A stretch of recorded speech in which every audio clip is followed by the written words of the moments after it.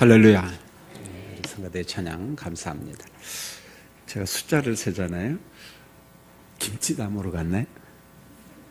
아니 평상시보다 한 3명, 4명 정도 안 보이는 것 같아가지고 하여간 찬양 대단히 감사합니다. 오늘 이제 요한복음 54번째 설교인데 앞으로 2번만 설교하면은 요한복음 설교를 마치고 제가 주일 낮에도 좀 해석하기 어려운 부분 설교를 좀 하고 있고 수요일 날도 한 제가 4번 정도 성경을 읽다 보면 뭐 여자는 교회에서 뭐 잠잠하라 뭐 이런 말이 나오잖아요.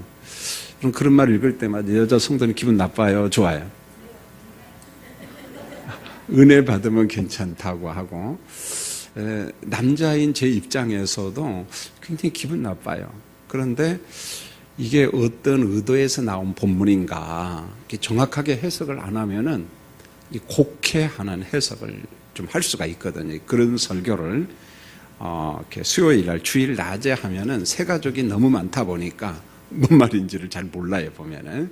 그래서 그런 것은 수요일 밤에 제가 하려고 합니다. 그리고 난 다음에 이제 고린도전서 설교를 제가 벌써 많이 지금 준비해 가고 있습니다. 자, 오늘 본문은 모처럼 짧아서 저도 좋아요, 보면은. 그래서 오늘 말씀에는 요한복음을 기록한 목적을 사도 요한이 아주 간결하게 정리를 해놨습니다. 그래서 31절을 보면은 이것을 기록함은 너희로 예수께서 하나님의 아들이심을 믿게 하려 함이요. 이게 바로 요한복음을 기록한 목적이 뭐냐. 오늘 사도 요한이 한 줄로 간단하게 요약을 했습니다. 먼저 오늘 말씀에 보면은 이 도마 이야기가 나오잖아요. 그래서 도마는 개인적으로 도마죠. 단순히. 도마는 이런 사람이다. 그러나 이 도마를 통해서 사도 요한이 주고자 하는 말은 제자들아, 성도들아, 오늘 이 말씀을 듣고 있는 독자들아, 너희들은 도마 같은 사람이 되지 말아라. 그런 말입니다. 한편으로는 도마 같은 사람이 되라. 굉장히 아이러니하죠. 도마 같은 사람이 되면 안 되지만 또 한편으로는 도마 같은 사람이 돼야 된다. 그런 의도가 오늘 말씀에 담겨져 있어요.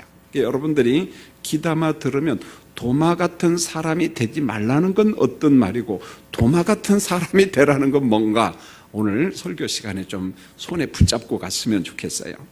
자, 24절을 보면은 예수님이 이렇게 제자들을 방문을 하죠, 보면은. 근데 그 모임에 누구는 없느냐면은 도마가 없습니다. 도마는 제자들과 함께 있지 않죠, 보면은. 부활하신 예수님을 직접 목격하지를 못한 겁니다. 여러분, 도마가 주는 교훈이 뭔가 하냐면은 이런 거예요. 강단에서 종종 그런 이야기를 했는데 우리가 은혜 받는 자리, 꼭 있어야 할 자리는 있어야 된다, 없어도 된다. 있어야 된다는 게 도마를 통해서 주는 교훈이 바로 그겁니다. 그래서 그 영국의 유명한 스펄전 목사님은 이런 예화를 꼭 들어요. 보면 이 도마 설교를 할 때마다 뭔 이야기하냐면 하나님께서 어느 예배 시간에, 어떤 설교 시간에, 어떤 성경 공부 시간에, 기도의 시간에 어떤 은혜를 내게 줄지 모르니까 나는 예배에 빠질 수 없다. 스펄전 자기 고백이에요. 어느 시간에 하나님께서 내게 어떤 은혜를 주실지 모르기 때문에 나는 예배에 빠질 수 없다. 설교에 빠질 수 없다. 그렇게 그는 하나님의 나라를 사모하고 예배를 사모하고 말씀을 사모한 사람이 스펄전입니다, 보면은. 여러분, 우리가 성실한 예배 드림 없이 기도 생활 없이 은혜를 받는다. 스펄전의 말대로 하면 거짓말이다. 그런 말이죠. 하나님의 은혜가 언제 어떻게 넘칠지 모르는데 내가 어떻게 예배를 빠져? 스펄전 목사님은 그런 이야기를 했습니다. 그 다음에 이제 오늘 설교 전에 19절로 23절을 좀 보충 설명을 해야 되는데, 안식 후 첫날 저녁에 제자들이 모여 있는 곳에 예수님이 왔어요. 자, 예수님이 오신 방문의 목적은 뭐냐? 부활을 확증합니다. 여러분 20절 한번 볼까요? 자, 20절 한번 읽겠습니다. 시작. 이 말씀을 하시고 손과 옆구리를 보이시니 제자들이 주를 보고 기뻐하더라. 부활하셨어요, 예수님이. 그래서 보고 만지고 예수님의 부활을 확인한 겁니다. 그 다음에 두 번째로 예수님께서 제자들에게 오셔서 뭘 하냐면 파송 명령을 내려요. 아버지가 나를 보낸 것처럼 나도 너희들을 제자들을 어디에 보낸다? 세상에 내가 보낸다. 그런데 세상에 갈 때 악한 영들이 있는데 그냥 가면 된다 안 된다? 안 된다. 그래서 성령의 강림 사건과 충만 사건에 대해서 예고를 하는 거예요. 자, 성령을 받고 가야 된다. 22절 같이 한번 읽을까요? 시작. 이 말씀을 하시고 그들을 향하여 숨을 내쉬며 이르시되 성령을 받아라. 여기서 성령 받아라는 말은 지금 성령 받아라 그런 의미도 있겠지만 사실은 성령 강림 사건을 예고하는 거예요. 장차 내가 승천하면은 성령이 강림하시고 그 성령을 받고 성령의 충만함의 임재 가운데 능력을 입고 가서 복음을 전해야 된다. 그리고 또 한 가지 주신 목적이 뭐냐면은 교회에 주신 제사함의 권세를 23절에서 이야기를 합니다. 여러분 23절 읽을까요? 시작. 너희가 누구의 죄든지 사면 사하여 줄 것이요 누구의 죄든지 그대로 두면 그대로 있으리라 하니라. 여러분 이 말씀에 유사한 게 이미 마태복음 16장을 통해서 교회론을 통해서 예수님이 제자들에게 내가 너희에게 천국의 열쇠를 주며 뭐 이런 말할 때 오래전에 이미 설교를 했어요. 물론 기억하는 사람은 많지 않을 겁니다. 여러분 본문은 참 대단히 조심해서 해석해야 돼. 23절 너희가 누구의 죄든지 사하면 사하여질 것이요. 이 말을 문자적으로 해석하면 야 이거 나한테도 누군가의 죄를 사하면 제 삶에 용서가 있는 거 아닌가 이렇게 생각하는데 먼저 이 말씀은 로만 캐톨릭하고 우리하고 해석이 달라요. 로만 캐톨릭은 너희가 누구의 죄든지 죄를 사하면 사하여질 것이 했을 때 제 사함의 권세가 로만 캐톨릭은 누구한테 있다고 보냐면 교황한테 있다고 보는 겁니다. 제 사함의 권세가 그렇게 있다고 보죠. 아니요. 우리 개신교회는 개혁파 교회는 그렇게 인정하지 않습니다. 두 번째로 교회가 제사함의 권세가 있을 때 맞습니다. 그러나 이것만큼은 대단히 조심해야 돼요. 마치 어떤 형식적으로 기계적으로 선포한다고 죄가 사하여지는가? 아니라는 거예요. 우리 안에 정결함도 없고 회개함도 없고 성령의 어떤 충만함도 없는 상태에서 그냥 기계적으로 내가 너를 죄를 사한다 한다고 해서 죄가 쌓여지고 어떤 기계적으로 여러분 교회도 2단도 있고 3단도 있고 이상한 사람도 많고 다 그런데 어떤 형식적이고 기계적인 죄 사함을 이야기하는 건 아니라는 거예요. 여러분 오늘 여기에서 말하는 너희가 누구의 죄든지라고 했을 땐 너희는 교회요. 어떤 면에서 교회의 초대교회의 대표격인 12사도 그래서 주님께서 그들에게 이런 권세를 주시죠. 사도들에게. 아주 독특한 사람들이잖아요. 그러면은 너희가 죄를 사할 때 그냥 아무한테나 죄 사함을 선포한다고 해서 되느냐? 그렇지 않다는 거죠. 이 다음에 성령이 강림하시고 또 성령께서 우리의 죄를 깨닫게 하면은 사람들이 범죄한 후에 그건 죄야. 누가 가르쳐 줄까요? 성령이 가르쳐 주신다는 거죠. 그랬을 때 회개하는 무리들을 향하여 사람들을 향하여 죄 사함을 선포할 때 아멘, 아멘. 그리고 하나님의 은총이 임한다는 거지 기계적으로 교회이기 때문에 목회자이기 때문에 내가 예수님의 이름으로 네 죄를 사하노니 아니요. 그 사람의 심령의 상태가 죄 사함과 전혀 상관이 없는 상태인데 막 기계적으로 선포한다고 죄가 사해지고 그렇지 않다는 거예요. 여러분. 그래서 오늘 예수님께서 제자들에게 주신 성령 강림 사건과 그 다음에 성령이 임하신 이후의 교회의 권세에 대해서 말씀한 거예요. 그 교회는 어떤 교회냐? 성령의 임재 속에서 하나님의 말씀 가운데 있는 교회. 그런 교회지 그냥 아무런 교회나 다 제사함의 권세가 있다. 그렇게 보면 안 돼요. 그건 굉장히 위험한 거예요. 자, 그 다음에 이제 본문으로 다시 옵니다. 24절은 도마 이야기를 했고요. 25절에 보면은 다른 제자들이 이제 도마에게 이야기를 하죠. 보면은 야 도마야 너 없을 때 우리가 예수님을 봤다. 주님을 봤다. 그러니까 도마는 본 적이 없거든요. 없었으니까 그게 뭐라고 이야기하냐면 여러분 25절을 같이 한번 읽어볼까요? 자, 도마가 이렇게 이야기합니다. 시작.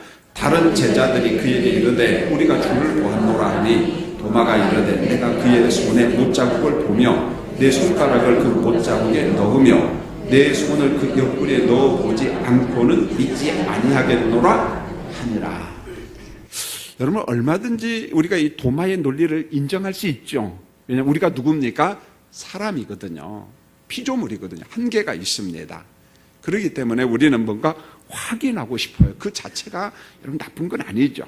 그래서 우리는 이성과 합리를 가지고 얼마든지 이런 생각을 할 수 있어요. 뭔가를 확인해야만이 내가 좀 믿겠노라. 그래서 우리가 맹목적으로 도마를 막 맹비난하고 그럴 필요는 없는 것 같아요. 보면은요.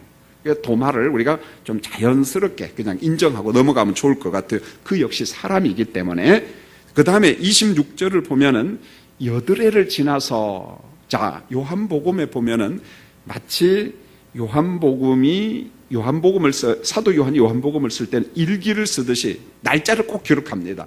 뭐 이튿날 아니면 여드레를 지나서 며칠이 지난 다음에 그렇게 일기를 쓰듯이 아주 정확하게 시간을 기록합니다. 이게 바로 요한복음의 특징이죠. 그래서 여드레가 지난 다음에 다시 제자들이 모였습니다. 근데 그 자리에는 이번에는 누구도 함께 있어요? 도마도 함께 있습니다.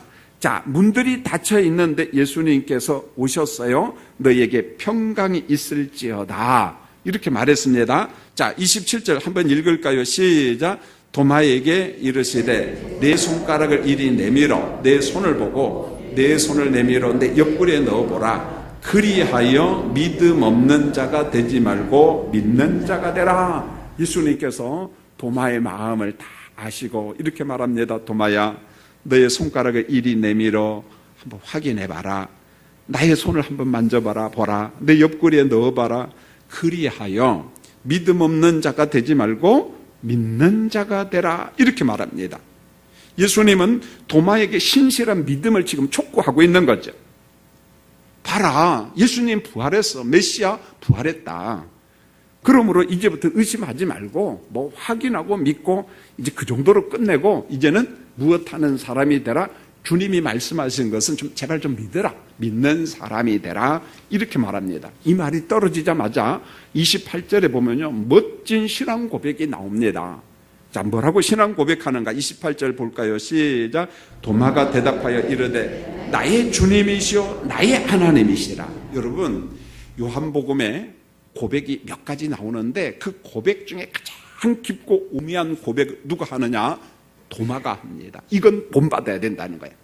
의심하는 건 본받으라, 본받지 말라. 본받지 말고 이 고백만큼은 어떻게 하라? 본받으라. 오늘 말씀이 그거예요. 하나는 본받지 말고 하나는 본받고. 그 본받고에 대해서는 좀 더 설명을 제가 하겠습니다.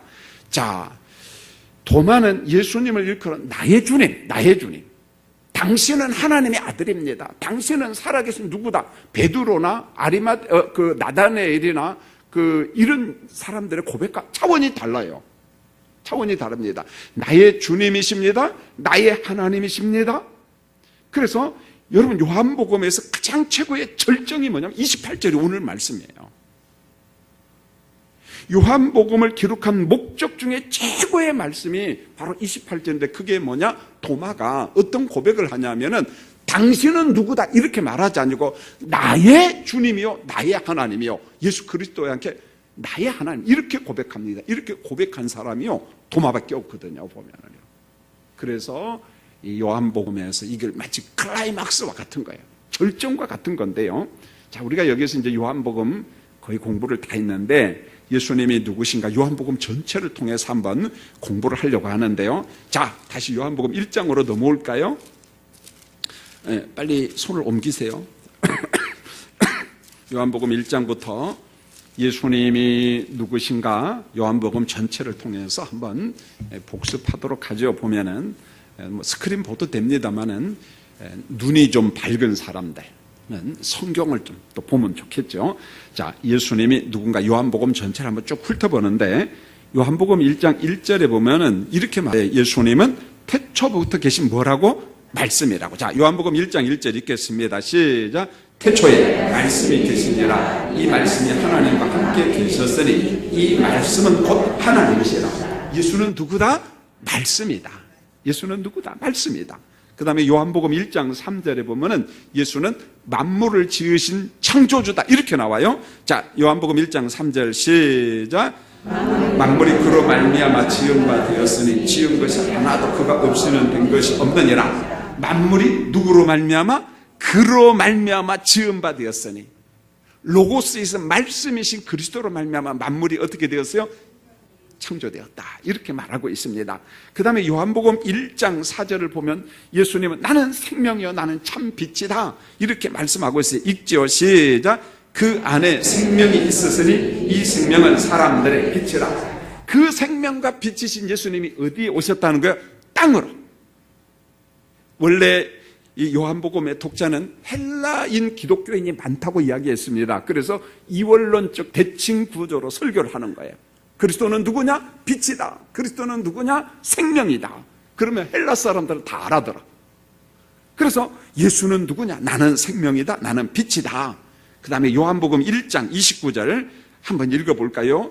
예수님은 나는 세상 죄를 지고 가는 속죄양이다, 이렇게 말합니다. 자, 1장 29절 읽습니다. 시작.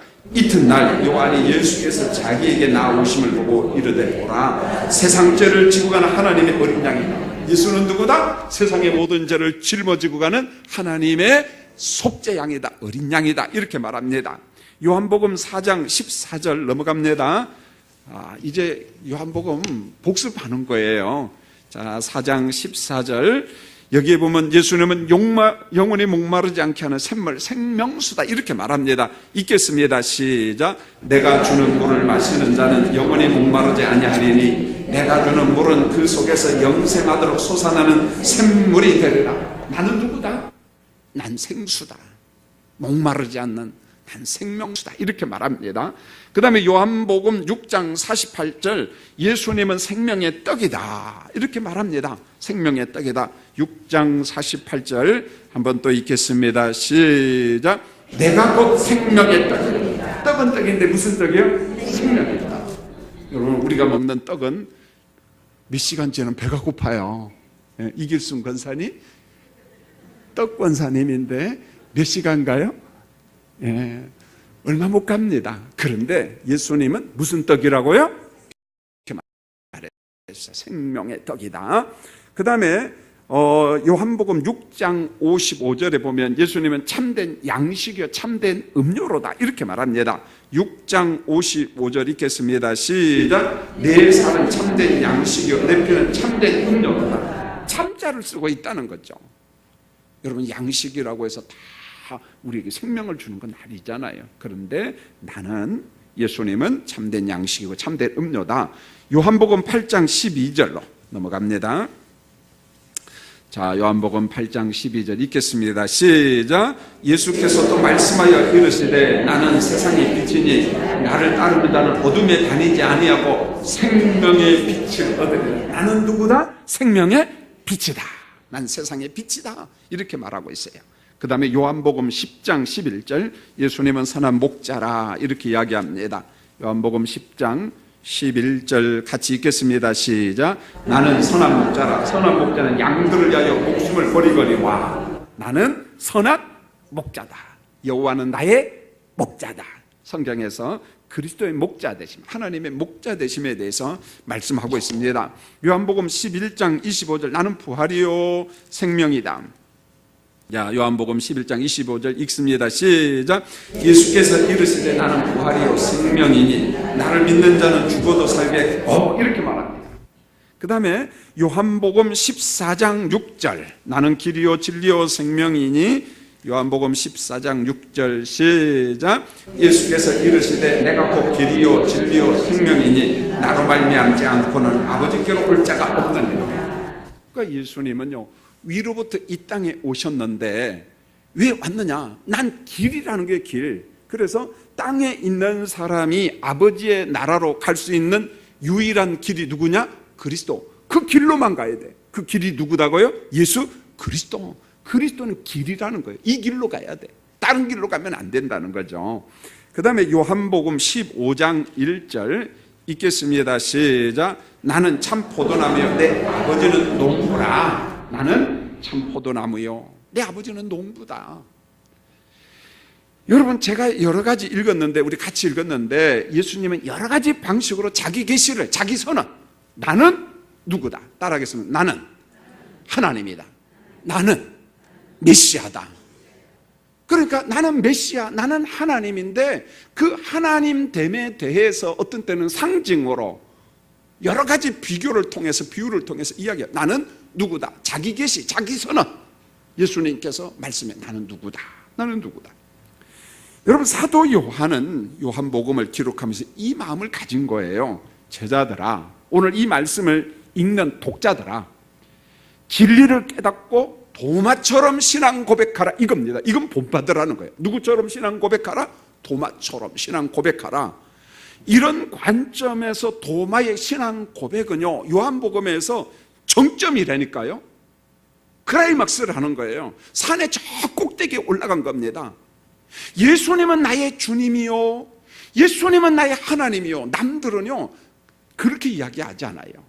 자, 그러면은 이왕 요한복음 공부했으니까 또 한번 배워야 되겠죠. 여러분 앞에 보면 다양한 사람들의 신앙 고백이 나오는데 대표적인 사람이 누구냐면 나다네엘의 신앙 고백이에요. 자, 요한복음 1장 49절로 또 넘어갑니다. 오늘 이제 네 가지 신앙 고백이 요한복음에 나오는데 그 고백 가운데 최고의 정점 고백이 이 도마의 고백이라는 거예요. 도마의 고백. 자, 요한복음 1장 49절 읽겠습니다. 시작. 나다네엘이 대답하되 랍비여, 당신은 하나님의 아들이시오, 당신은 이스라엘의 임금이요. 자, 나다네엘은 신앙 고백을 할 때 당신은 누구요? 하나님의 아들입니다. 당신은 누굽니까? 그렇게 이야기했어요. 당신은 이렇게 이야기합니다. 나다네엘은요. 그러면은 베드로는 어떻게 신앙 고백을 하는가? 요한복음 6장 69절 한번 읽겠습니다. 요한복음 6장 69절. 자, 이제 베드로의 신앙 고백이죠. 읽겠습니다. 시작. 우리가 주는 하나님의 거룩하신 자인 줄을 믿고. 자, 우리가 예수님은 하나님의 누구다? 거룩한 자다. 이렇게 말합니다. 예수님은 하나님의 거룩한 자입니다. 이 정도로 고백해요. 물론 이제 공감복음서는 주는 그리스도시여 살아계신 하나님의 아들입니다. 거의 별 차이가 없어요. 베드로의 신앙 고백. 베드로의 신앙 고백을 보면, 그 다음에 이제 마르다의 신앙 고백이 또 나오는데 요한복음 11장 27절. 요한복음 11장 27절. 자, 읽겠습니다. 시작. 이르되 주여 그러하외이다. 주는 그리스도시요 세상에 오시는 하나님의 아들이신 줄 내가 믿나이다. 그러니까 나다네엘, 베드로, 그 다음에 마르다의 고백이 거의 유사해요, 안 유사해요? 유사합니다. 거의 유사합니다. 그런데요, 오로지 한 사람 도마의 고백만큼은요, 이 세 사람의 고백과 달라요. 그래서 앞에서 고백한 사람들보다 굉장히 깊어요, 보면은요. 그가 의심했지만은, 그러나 그가 주를 보고 난 다음에 성령께서 어떻게 그 마음 감동을 주고 고백해 하느냐. 오늘 다시 28절로 한번 넘어오 볼까요? 자, 요한복음 20장 28절로 와서, 자, 지금까지 세 가지 고백을 우리가 읽었잖아요. 그리고 도마의 고백을 보면은, 이야, 맞아, 이렇게 해야 돼. 자, 28절 한번 읽겠습니다. 시작. 도마가 대답하여 이르되 나의 주님이시오 나의 하나님이시라. 예수님을 일컬어 나와의 관계 속에서 이야기해요. 예수님은 누구다? 나의 로드, 나의 주님이다. 이어서 예수님은 누구다고요? 나의 하나님입니다. 이렇게 고백하는 거예요. 예수님은 김기선 목사의 하나님입니다. 그렇게 하면 돼요, 안 돼요? 그것도 되지만은 어떻게 하자고요? 누구의 하나님? 나의 하나님. 할렐루야. 그래서 이제까지는 우리가 그냥 가볍게 봤지만 도마의 신앙 고백이 굉장한 거예요. 도마의 신앙. 의심도 있었지만은 도마가 어떻게 고백하는가. 오늘 이 말씀을 통해서 사도 요한이 독자들에게 강조하는 것은 뭐냐. 뭐 당신은 누구다, 당신은 누구다 그렇게 하지 말고 나와의 관계 속에서 예수님은 나의 주님이고 예수님은 나의 누구다? 나의 하나님이다. 이런 말입니다. 예. 너무너무 아름다운 고백이죠. 자, 문제는 도마가 이렇게 이제 고백을 하고 여러 가지 사건을 봤죠. 도마가 지금까지, 물론 제자들도 마찬가지입니다. 말씀을 듣고 어떤 기적과 표적들을 보고 그러면 모든 것을 보고 예수님의 실체에 대해서 전부 다 믿었을까? 아니요. 믿지 못한 부분이 많습니다. 여전히 부활을 의심했어요. 부활을. 이 의심하게 된 환경이 뭐냐? 유대인들은 이 어쩔 수 없는 이런 걸림돌이 있었던 것 같아요. 보면은 메시아가 나무 십자가에 죽는 것을 여러분 이해가 가능한 것 같아요? 이 사람들 편에서 보면 불가능한 것 같아요. 이해를 못하는 거예요. 어떻게 메시아가 저렇게 죽느냐는 거죠. 그래서 신명기 말씀이 늘 걸려 넘어져요. 나무에 달려 죽은 자는 무엇 받은 사람이라고 했어요? 저주받은 사람이. 아니 어떻게 메시아가 나무에 매달려 죽어? 그러니까 신명기 말씀을 생각하면서 저 메시아는 아니야, 저주받은 거. 여기에서 제자들이 계속 고뇌합니다. 베드로도 마찬가지고 도마도 마찬가지고 모든 제자가 다 마찬가지예요. 어떻게 메시아가 십자가에 죽어? 신명기 말씀에 보니까 나무에 매달린 자마다 하나님한테 저주받아 죽었다고 했는데 어떻게 메시아가 나무에 달려 죽을 수가 있어? 그러면서 정말 메시아일까? 이렇게 나간 거예요. 정치적인 메시아에 익숙한 제자들, 여러분 제자들이라고 특별하고 유별난 사람들 아닙니다, 여러분요. 왜냐하면은 그 구약 성경에 메시아 예고를 할 때 나와 같은 자, 모세와 같은 자, 다윗과 같은 자 이렇게 나오니까 문맥 속에 보면은 여러분 모세와 같은 자는 출애굽시킨 이스라엘의 지도자잖아요. 다윗과 같은 사람은 대단한 사람이잖아요. 그러니까 이 사람들이 기다릴 수 있는 것은 누구와 같은 메시아를 기다린 거예요? 모세와 같은 메시아, 다윗과 같은 메시아를 기다렸는데, 그리고 나무에 달린 사람은 저주받은 자라고 여겼는데, 아니 메시아라고 하는 사람이 어디에 죽어? 이게 고민이요. 이게 나중에 고린도전서 공부를 하면 또 배웁니다. 그래서 유대인들은 이 나무에 달린 이게 늘 걸림돌이 되고, 헬라스 사람들은 어떻게 구원자라고 하는 사람이 나무에 죽어, 저런 사람이 십자가에 죽어 저런 사람이 우리의 구원자가 될까? 그게 또 걸림돌이 돼, 어리석임이 되는 거예요. 보면은요. 또 고린도전서를 통해서 한 번 더 배울 겁니다. 그러니까 수요 예배는 와야 된다, 안 와야 된다? 와야 된다. 여러분만 와야 돼요? 같이 와야 돼요? 제발 좀 같이 좀 와요. 같이 좀. 그래서 이 정치적 메시아에 익숙한 제자들은 나무에 달린 예수가 메시아일까 아닐까 계속 갈등합니다. 베드로의 갈등도 그저 3번 부인했다, 그것도 뭐 단정적으로 에이 믿음 없어 그렇게 해석해도 됩니다만은 유대인의 입장에서 보면 베드로의 부인과 갈등을 우리가 이해할 수가 있는 거예요. 왜요? 지금까지 훈련받은 메시아는 십자가에 죽는 메시아가 아니었거든요. 그런데 자기들이 지금까지 공부해온, 배워온 메시아하고 전혀 달라. 그러니까 여기에 갈등이 있는 거예요. 계속 갈등이 있는 겁니다. 그러나 십자가에 죽으실 때 받은 어떤 다양한 고난의 흔적, 이것을 확인한 다음에 도마의 의심이 무너지고 신실한 신앙 고백을 하죠. 그게 바로 28절. 예수는 나의 주님이요, 예수는 나의 하나님. 앞으로도 여러분들은 삼위일체 하나님을 고백할 때 나의 하나님으로 고백해야 돼. 할렐루야. 나의 하나님, 나의 하나님으로. 도마의 신앙 고백을 들으신 예수님께서 이제 권면을 합니다. 29절에, 자 29절 한번 읽을까요? 시작. 예수께서 이르시되 너는 나를 본고로 믿느냐? 보지 못하고 믿는 자들은 복되도다 하시니라. 이렇게 말했어요. 여러분 도마는 그래 우리보다 낫지 않겠습니까? 왜냐하면 예수님의 그 사역을, 표적의 현장, 말씀을 다 들었잖아요. 근데 한번 물어보겠습니다. 여러분 예수님의 사역 현장이 우리 있었어요, 없었어요? 표적 봤어요? 예수님 직접 표적 행하는, 기적 행하는 거 봤어요? 여러분 십자가 현장에 있었어요, 여러분요? 근데 예수가 우리 구주 되심을 여러분 믿어요, 안 믿어요? 아니 안 봤는데 어떻게 믿어? 예? 말씀으로 믿는다. 예, 감사하죠. 말씀으로 믿죠. 근데 여기에 한 가지 플러스가 더 돼야 돼요. 이게 성령론이에요. 여러분 사실은 보지 못한 것을 믿는다? 가능해요? 불가능해요? 불가능합니다, 여러분요. 사실이에요, 이성적으로. 우리는 봐야 믿어요. 만져봐야 확인해야 돼요. 우리는 보지 못한 것을 믿는다. 참 어려운 겁니다. 그래서 성경에도 보면 증언법이 있잖아요, 보면은요. 증언법이 있고. 그런데 드디어 이게 왜 가능하냐?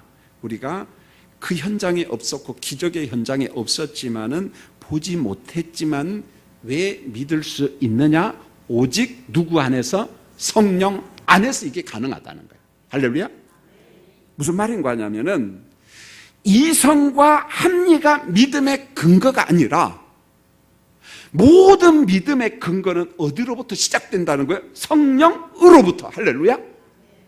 그래서 우리가 성령론을 공부하는 거예요.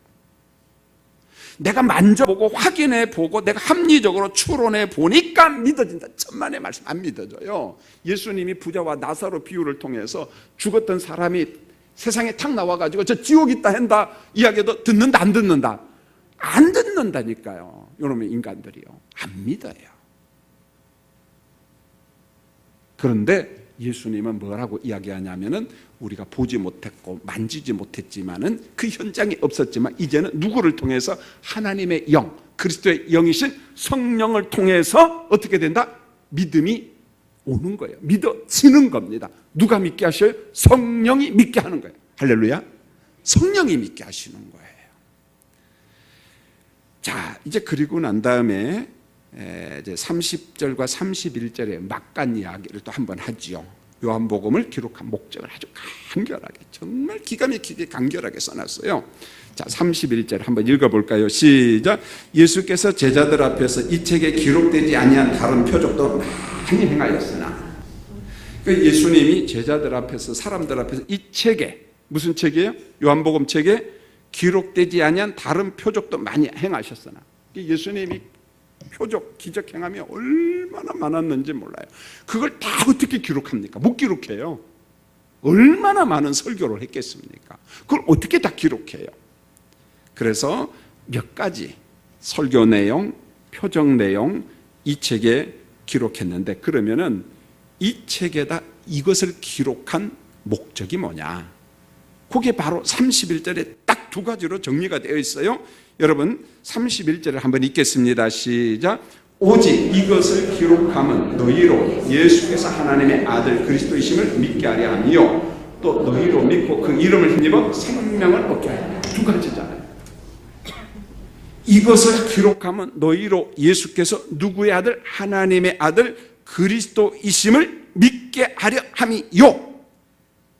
그 다음에 그 예수를 믿으면은 드디어 우리가 무엇을 얻게 된다? 생명, 영생의 복락을 얻게 된다. 이겁니다. 예수 믿으라, 천국을 소유하라. 이게 요한복음을 기록한 목적입니다. 아주 간결하게 그렇게 정리를 해놨습니다. 이제 결론입니다. 우리가 이 요한복음을 통해서 말씀을 읽고 성경을 읽을 때마다 도마처럼, 이제는 베드로처럼 고백해도 좋고 마르다처럼 고백해도 좋고 나다니엘처럼 고백해도 다 좋습니다. 그러나 당신은 누구다, 그런 개념이 아니라 당신과 나와의 관계 속에서 메시아 예수는 누구다? 나의 주님이시고 나의 하나님이십니다. 이 고백을 제자들에게 교회, 지상교회에 명령으로 주셨어요. 내가 천국에서 내가 누구인지를 전하기 위해서 이 땅에 왔다. 이제 난 승천한다.